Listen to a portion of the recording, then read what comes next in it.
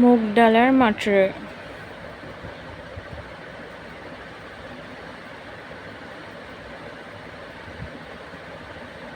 আসসালামু আলাইকুম, আমি মৌ। কেমন আছেন সবাই? আমি আলহামদুলিল্লাহ ভালো আছি।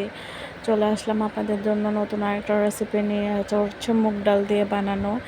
আমি সবার আগে মুগ ডালগুলো ভালো করে ধুয়ে ভিজিয়ে নিয়েছিলাম। তারপর হচ্ছে আমি ডালগুলো ব্লেন্ড করে নিব। দেখেন আমার ডালগুলো ব্লেন্ড করা হয়ে গিয়েছে। আমি একদম আমিষ করে ব্লেন্ড করে নিই, কিছু ডাল এখানে আস্ত আছে।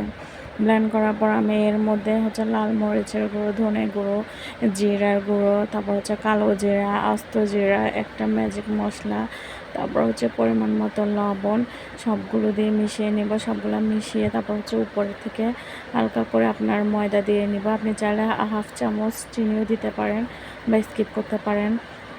আবার আটা বা ময়দা দিয়ে এটা একটা ডো তৈরি করে নেব। ভালো করে ডো তৈরি করে নেওয়ার পর আমি দেখাচ্ছি ডোটা কেমন হবে।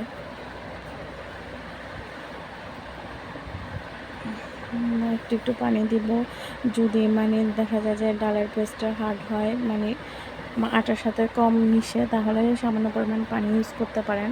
আমি অল্প পরিমাণ পানি ইউজ করেছি। তারপর দেখেন আমার ডোটা এমন হয়েছে, একটা টাইট ডো হবে। তো এভাবে করে ডো বানানোর পর আমি ডোটা কিছুক্ষণ ঘুরে রেখে দেবো। তারপর অন্য পাশে আমি চলে যাবো হচ্ছে 2 চামচ গলানো ঘি নিয়ে তার মধ্যে 2 চামচ আটা দিয়ে একটা পেস্ট তৈরি করে নেব। ভালোভাবে মিশিয়ে আমি একটা পেস্ট তৈরি করে নেব। পেস্টটা কেমন হবে ভালো করে দেখে নেন। বেশি ঘন হবে না, বেশি পাতলা হবে না, এরকম একটা পেস্ট হবে।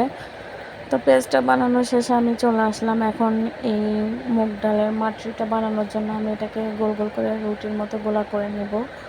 রুটির মতো গোলা করে নেওয়ার পর একটা বড় সাইজের রুটি বেলে নেব।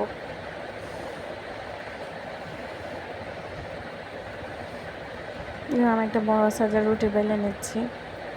আমার রুটি বানা হয়ে গিয়েছে। এখন আমি উপর থেকে হচ্ছে আপনার ঘি আর আটার যে মিশ্রণ তৈরি করেছিলাম এটা উপর থেকে দিয়ে দেবো। ভালো করে দিয়ে আবার এটাকে আমি রোলের মতো করে বটে নেব।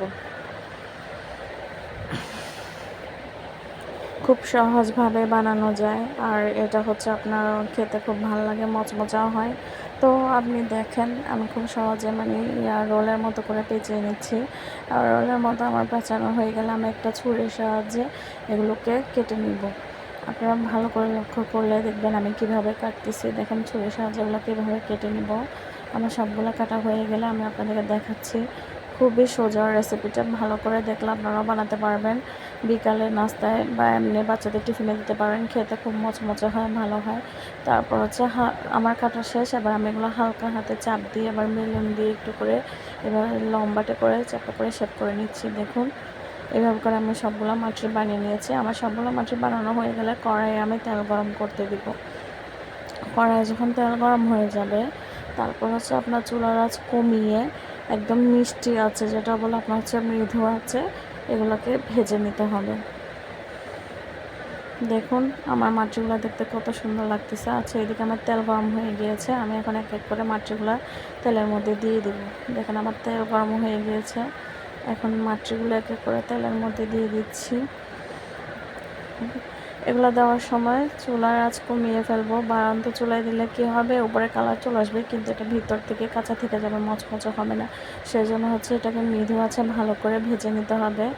আর এটা কিন্তু খুবই ক্রিস্পি আর মচমচে হয়, খেতে মাশাআল্লাহ অনেক মজা হয়। আমার ভিডিওটা এতক্ষণ ধৈর্য সহকারে দেখার জন্য আপনাদের সবাইকে অসংখ্য ধন্যবাদ। প্লিজ ভালো লাগলে একটা লাইক কমেন্ট করে যাবেন। আশা করি সবাই আমার পাশে থাকবেন। আমার রেসিপিগুলো কেমন লাগে অবশ্যই আমাকে কমেন্ট করে জানাবেন। দেখুন দেখতে কত সুন্দর হয়েছে। আমার সবগুলো মাত্র ভাজা হয়ে গিয়েছে। দেখতে কত সুন্দর লোভনীয় লাগছে। আমি একটা ভেঙে দেখাচ্ছি, দেখে বোঝা যাচ্ছে কতটা মচমচ হয়েছে মাটরিগুলো। ভালো থাকবেন সবাই, আমার জন্য দোয়া করবেন। সবাইকে অসংখ্য ধন্যবাদ।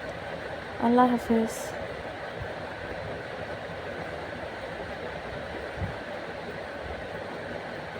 ओ मित्रा ओ यारा यारी तोड़ के मत